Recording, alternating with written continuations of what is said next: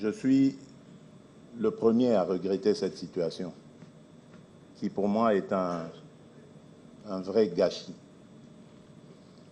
Nous avions réussi, lui et moi, lui particulièrement d'ailleurs, à obtenir la première alternance pacifique et démocratique dans notre pays.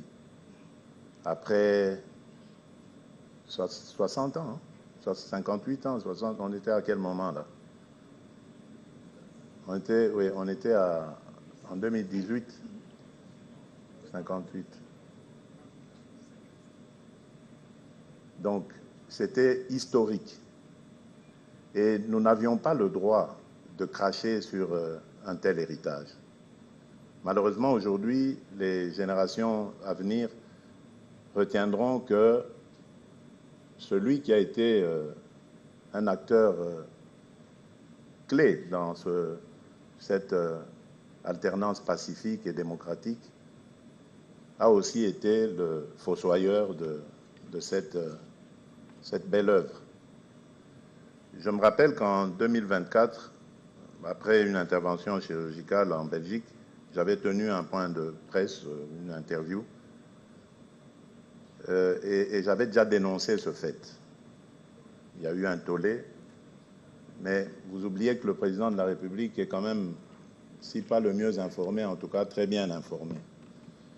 Et ce fait, nous le relevions depuis déjà fin 2023, au moment où le FCC avait levé l'option de refuser de participer aux élections.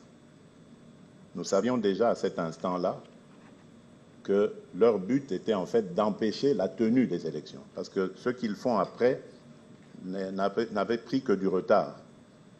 L'objectif premier était d'empêcher la tenue d'élections en 2023 et de contraindre le gouvernement à un dialogue.